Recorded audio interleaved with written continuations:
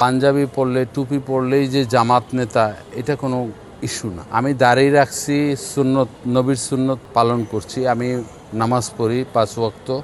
তো আমি সেই জন্য কি আমি জামাত? আমি তো জামাত না।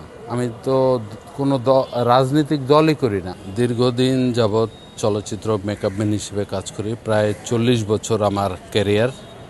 তো আমি ফিল্মের অবস্থা ভালো না বলেই আমি মিডিয়া এবং ইউটিউবে কাজ করি বেশ কিছুদিন যাবৎ।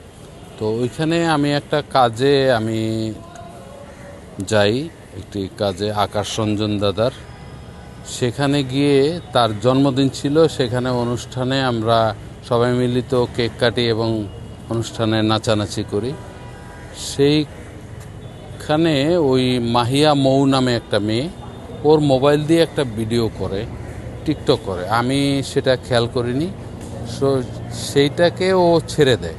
ছেড়ে দেওয়ার পরে সেই টিকটকটাকে অনেক ভাইরাল হওয়ার পরে সেইখান থেকে ফুটেজ নিয়ে এডিপি বাংলা একটা পত্রিকা, সম্ভবত সংবাদ নিউজ করেন ফেসবুকে, ও উপজেলা জামাত নেতা তরুণীর সাথে কট, এই একটা ট্যাগ দিয়ে আমাকে এই ভিডিওটা আপলোড দেয়।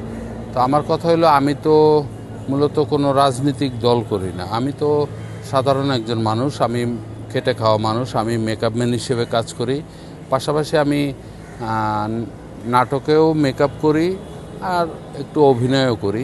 আমার ইউটিউবে গেলে আপনি প্রচুর নাটক পাবেন।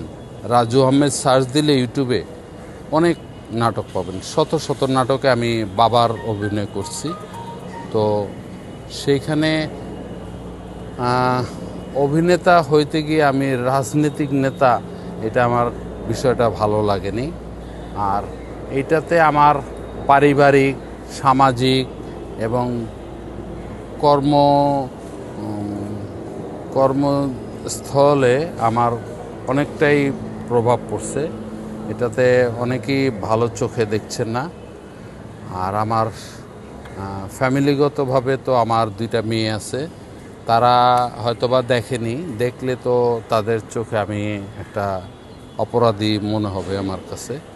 তো আমি বলবো এডিপি বাংলাকে যে এটা যাতে ডিলিট করে দেন এবং এই প্রচারের বিরুদ্ধে গিয়ে মানে এটা যেন ক্ষমা দৃষ্টিতে তারা ক্ষমা চেয়ে এটা ডিলিট করে দেন। কিছুদিন আগে কি একটা ঘটনা ঘটলো, এইসব বিষয়ে দাড়ি রাখলেই বা পাঞ্জাবি পরলে টুপি পরলেই যে জামাত নেতা, এটা কোনো ইস্যু না।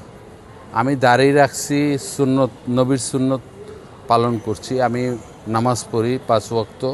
আমি যখনই সুযোগ পাই নামাজ পড়ি। জুমার নামাজ তো আমি মিস করি না। তো আমি সেই জন্য কি আমি জামাত বলেন? আমি তো জামাত না। আমি তো কোনো রাজনৈতিক দলই করি না। আমি এই দেশের নাগরিক হিসেবে আমি একটা দলকে ভোট দেই, সেটা তো আমার মানে ব্যক্তিগত ব্যাপার। সেই জন্য আমি তো কোনো জামাত নেতা না বা আমি কোনো দলের নেতা না।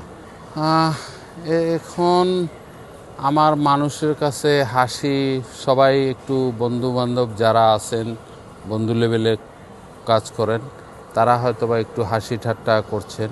কিন্তু ব্যক্তিগতভাবে আমার যে ফ্যামিলি বা আমার পরিবার, এদের কাছে আমি একটু হেনস্থই হচ্ছি। না, এটা আমি আসলে আইনি পদক্ষেপ নিইনি, কারণ আপনার সাংবাদিক ভাইয়েরা, ও তো একজন আমার এটা নিউজ করছে জামাত নেতা হিসেবে, কিন্তু আমার আর যে 10-15টা ভাই আছেন সাংবাদিক ভাইয়েরা, তারা তো এটার বিরুদ্ধে একটা সত্য প্রতিবাদী প্রচার করছেন, সংবাদ প্রচার করছেন। এই জন্য সবার কাছে আমি কৃতজ্ঞ এবং আপনাদের এশিয়ান টিভিকেও আমি ধন্যবাদ জানাই যে আপনারা এইটা প্রতিবাদ জানাইছেন, একটা সংবাদ প্রচার করছেন। এই জন্য আপনাদের সবার কাছে